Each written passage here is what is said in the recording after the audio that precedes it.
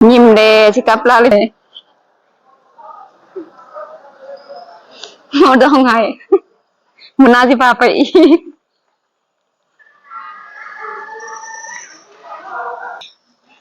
จะกินก็เอามากินอีเป็นอย่างซื้อมากินจะกินก็เอามากินกินโลดลองกินเบิ้งว่าแซ่บบ่ขนมอันนี้ซื้อยูโรตัสอันนี้ซื้อยูเซเว่นเนาะแซ่บบ่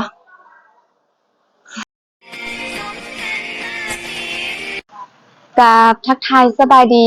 และสวัสดีพ่อแม่พี่น้องโมสคือสุกคนเนาะเจอกับครูโอและกับน้องอันเฮียนลูกศิษย์ของครูโอนะสบายดีสบายดีต้องซื้อยังชื่อจริงของเขามาเห็นยังเขามาโลตัสโลตัสเป็นอะไรโลตัสว้าวใหญ่อลังการบ่เคยฮู้จักโลตัสจักเทื่อฮู้แต่เซเว่นอยากมาเซเว่นแต่มื้อนี้ขอพามาทั้งเซเว่นแล้วก็โลตัสเพิ่นว่าเคยฟังแต่เพิ่นในเพลงมันน่ะอยากไปโลตัสแต่บ่ฮู้ว่าโลตัสเป็นหยังเลยมาแล้วก็ฝากทุกคนไปเบิ่งคลิปย้อนหลังได้ว่ารับรองว่าตลกสนุกแน่นอนฝากทุกคนกดติดตามเนาะเป็นกำลังใจนะกดกระดิ่งแจ้งเตือนเพื่อจะบ่ได้พลาดคลิปต่อไปฝากไลค์กดแชร์คอมเมนต์เนาะเบิ่งใส่จังหวัดใดเนาะอยู่บ้านใดกันเอาเครื่องเข้าเอาเครื่องใส่เดี๋ยวสิไปสิกลับอ๋อเอายามาให้อาจารย์นั่นนึงจะกินยาลืมกินยาออกมาเนาะจากโลตัสแล้วก็สิพาน้องไปบ่แม่นเอาออกมาเม็ดนึงขนาดอันนี้กินตอน6 โมงเย็นเนาะเดี๋ยวนี้ก็6 โมงเย็นแล้วยังบ่ได้กลับบ้านสิพานางเที่ยวให้สมใจจังได๋วะเรือปันกินขนมน้ำเรือปันยานี่คมเอาเครื่องใส่สิตัดเครื่องใส่แล้วก็อีโทรหารถตุ๊กๆมาหาพ่อเมื่อกี้รถตุ๊กๆอยู่แถวนี้เดี๋ยวนี้ให้เบิ่งเลยนี่สิได้โทรหาสิได้กลับบ้านมืดแล้วยังบ่ได้ไปซื้อเครื่องยังจะพาน้องไปอีกตลาดนึงแต่บ่ฮู้ว่าเขาสิปิดหรือบ่เพิ่นว่ามื้อนี้ดีใจที่สุดดีใจแท้บ่ดีใจแต่เป็นลิงเพิ่นว่าดีใจสุดๆบ่เคยเห็นรถบัสครั้งแรกในชีวิตมาเห็นรถบัสเดี๋ยวโทรหารถก่อนจะพาไปเลาะทางใดอีกวันนี้จะพาเลาะให้สมใจที่ว่าอยากมาเมืองไทยอยากมาประเทศไทยว่าซั่นเมื่อกี้เจอสาวลาวนั่งรถตุ๊กๆมานํกันวันนี้สิไปกรุงเทพว่าซั่นแล้วน้องเพิ่นว่าเฮาไปกรุงเทพบ่บ่ได้มอเด้อนางกรุงเทพนะจะพานางเลาะตลาดอีกก็พอดีเบิ่งรถตุ๊กๆแถวนี้บ่เห็น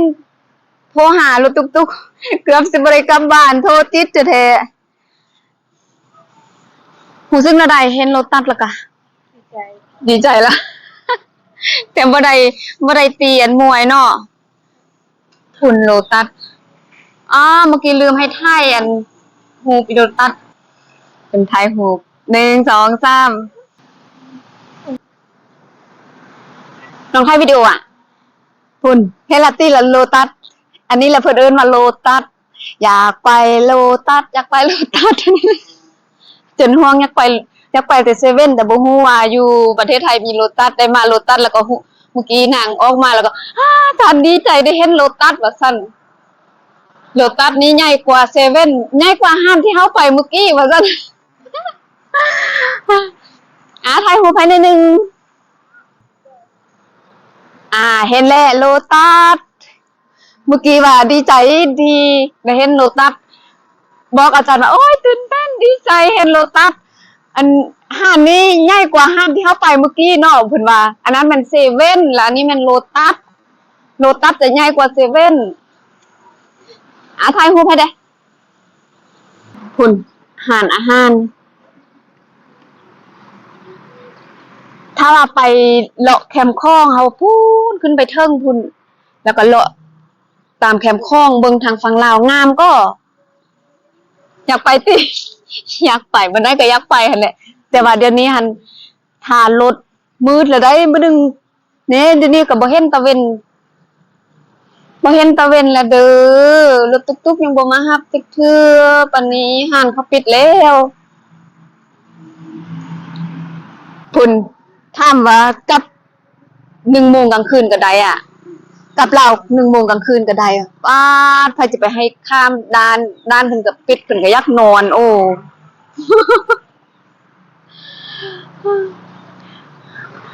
8 โมงเพิ่นก็ปิดแล้ว8 โมง 9 โมงกลางคืนทีนี้มื้อนึงก็ปิดแล้ว6 โมง 7 โมงเอ๊ะบ่เห็นรถตุ๊กๆมาเทื่อเอาบ่ทันไปตลาดแล้วเป็นอะไรความรู้สึกฮะ ซัก เศร้าเฮ็ดหยังจังเศร้า สาวที่เด็กกำลัง ไม่อยากกลับ อยากไปเที่ยวอีก อยากไปเดินแคมป์คลองว่าซั่นมื้อหน้าก่อนโอ้มื้อนี้เฮามาเอกสารแบบไปกลับเด้ถ้าเฮาอยู่ฮอดมื้ออื่นนี้เฮาโดนปรับถ้าโดนปรับได้มื้อหน้าก็มาอีกพุ่นมาแล้วพุ่นไปเอาธงมาโอ้นางเศร้าจะได้กลับบ้านบ่อยากกลับว่าซั่น โอ้ยมันจะให้แล้วบ่ต้องให้โอ้บ่ได้ไปตลาด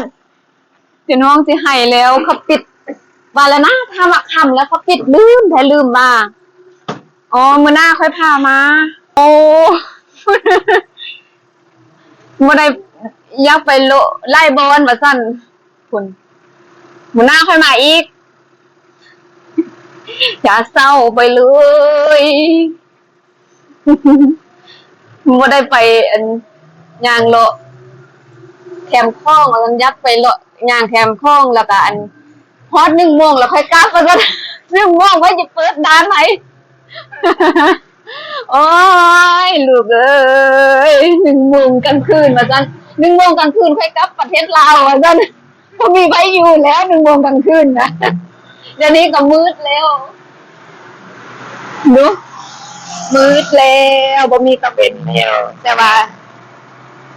ฟ้ายังสว่างหน่อยนึงนี่หน้าก็มืดแล้วคนจะเปิดไฟให้เฮาแล้วถ้าบ่กลับนี้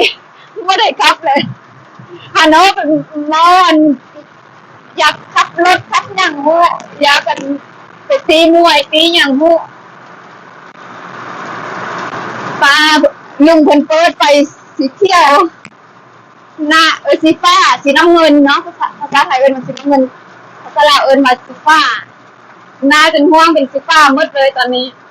คุณจะให้แล้วบ่ต้องให้คุณว่าอยากไปกรุงเทพว่าซั่นขนาดมาเสียงข้างนี้เงินอาจารย์ก็จะบ่เหลือแล้วว่าสิพาไปตลาดอีกแต่ว่ามันมืดแล้วคุณมืดแล้วนางลากำแพงใส่รักเท่าใดก็บ่ฮู้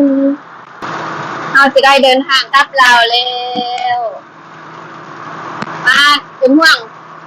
เขาเขียนเป็นภาษาลาวเห็นบ่ห้ามทิ้งขี้เนื้อลงในรถบริการรับส่งทั่วทางเหนือบักคุณภาษาลาวอันนี้แหละอันนั้นก็ห้ามสูบบุหรี่และบุหรี่ไฟฟ้าเพิ่นก็ห้ามสูบถ้าว่าค่าฟื้นเพิ่นจะปรับ 2,000 บาทได้หั่นแค่น่ะอันนี้แหละประเทศไทยเพิ่นมีกฎเพิ่นห้ามต่างคือว่าห้ามเด็ดแท้บ่ให้เฮ็ดก็บ่เฮ็ดเด็ดแท้เนาะห้ามทิ้งขี้เหงื่อสะทรายเพิ่นบ่ให้ทิ้งขี้เหงื่อสะทรายคุณแคมทางคุณเปิดไฟแล้วบ้างมาไทยเทื่อนี้มากับคำปะนั้นเป็นห่วงยังบ่อยากกลับตอน1 โมงมื้อหน้าถ้าว่ามีเงินน่ะสิพาไปนอนโรงแรมถ้าว่าเฮามานอนโรงแรมหั่นได้เฮาย่างเลาะก็ได้แล้วก็ย่างเลาะตลาดเขามีตลาดหลายอยู่เสียงคล้องหั่นเซเว่นก็ยังบ่ครบเครือเซเว่นยังมีหลายบ่อนโลตัสก็มีแต่บ่อนเดียวแหละแต่เซเว่นนี่มีหลายบ่อนอยู่ เป็นว่าหานน้อยมันนี่อันหานนี้ไงเนาะอันนั้นมันโลตัสผมเป็นหานโลตัสอันหนึ่งเซเว่นอันหนึ่งโลตัสลูกหลาคำแพงบุหูผมจนไฟหมดแล้วทีนี้จะไปให้กลับเดี๋ยวได้ถ้ายังอยู่กับมืดเลย อันนี้กับมืดแล้ว ถ้าไปฮอตลาวนี่คือมืดกว่านี้เลยเวลานี่เขาลงกรุงเทพนะลงกับไปชาอยู่หันชันชลางแล้วก็เขาขึ้นรถตุ๊กเขาขึ้นรถตุ๊กแล้วก็มาคั่วมาเนี่ยนี่ถ้าไปทางพูนก็ไปกรุงเทพเป็นว่าอยากไปกรุงเทพเมื่อกี้อันนั่งรถมาน้ำข้าวเราอ่ะอาจารย์เขาก็บอกไปกรุงเทพนำข้าวเราเมื่อกี้แล้วด้วย มื้อหน้าก่อนมื้อหน้าเราค่อยไปก็ต้องเสียใจตั้งใจเรียนไปเก่งๆอยากไปเที่ยวใส่อยากอยากมาเที่ยวไทยกับมาอีกตั้งใจเรียนเก่งแล้วก็ถ้ามาจบหัวเจ็ดยักมาเรียนอยู่ฝั่งไทยก็ได้แพงว่าแล้วเพิ่นยักจบมาเจ็ดไวๆเพิ่นนะฝุ่นมืดเลยใช่กลับสิบทันกลับบ้านแล้วถ้ายังไปตลาดอีกไปกลับรถแลกเงินไปทางนี้ มาทางนี้ไวๆบ่นึงบ่ทันมาเทื่อนี้เกือบกลับบ้านบ่ทันพุ่นยิ้มเปื่อยๆยังอยากจะให้พุ่นว่าอยากกินนมเค้กก็ยังบ่ได้ไปกินจะให้แล้วยิ้มเด้สิกลับลาวเลยสิให้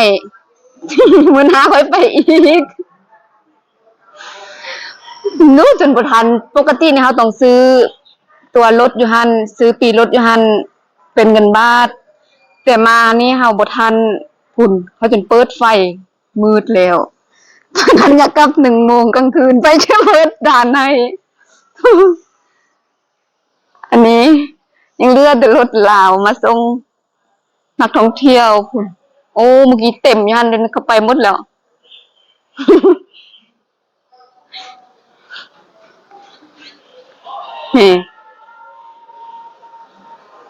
มืดกะยา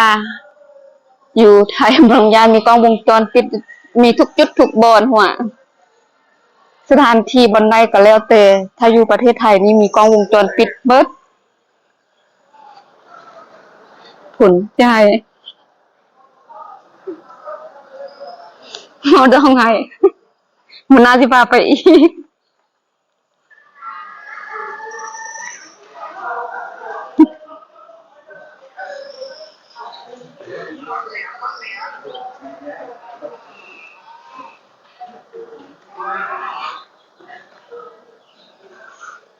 ผลมืด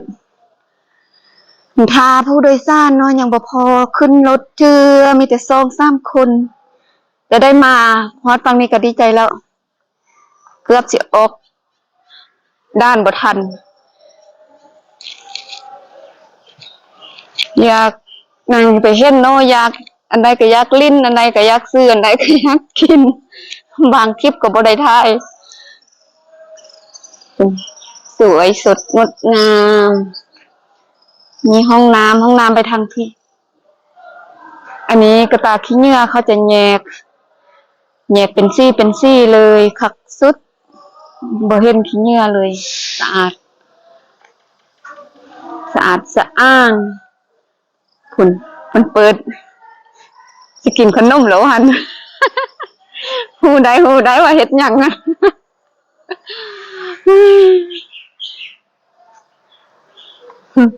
มันอยากไปอยากกินก็เอามากินอีเป็นหยังซื้อมากินอยากกินก็เอามากินโลดลองกินเบิ่งว่าแซ่บบ่ขนมอันนี้ซื้ออยู่โลตัสอันนี้ซื้ออยู่เซเว่นเนาะ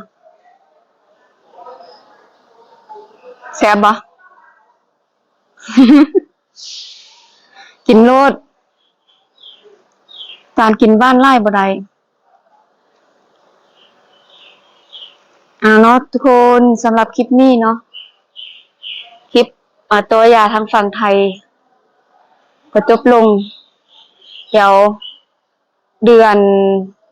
นเก้าต้นเดือนกันยาจะได้มาอีกสิมาต่อยาแต่ว่าถ้าว่าช่วงปิดเทอมถ้ามีงบก็มาเที่ยวไทยได้วันเสาร์วันอาทิตย์ถ้ามีงบก็มาเที่ยวได้ ยอมนางกิน ดีแล้วกินไล่จะได้ง่ายไวๆฝากทุกคนกดติดตามเนาะกดกระดิ่งแจ้งเตือนเพื่อจะไม่ได้พลาดคลิปต่อไปฝากไลค์กดแชร์คอมเมนต์เบิ่งอยู่ไสจังหวัดใดเนาะตัดเป็นอะไรฮอนต้องลาต้องกล่าวคำลาสบายดีพบกันคลิปหน้าบ๊ายบายเดี๋ยวนางสิให้แล้ว อยากกลับ11 โมงกลางคืนว่าซั่นอยากเที่ยวไทยฮอด11 โมงกลางคืนไปสิไปเปิดด้านกันนะต่อมาสำนี้เขายังปิดแล้วพบกันคลิปหน้าเด้อบ๊ายบาย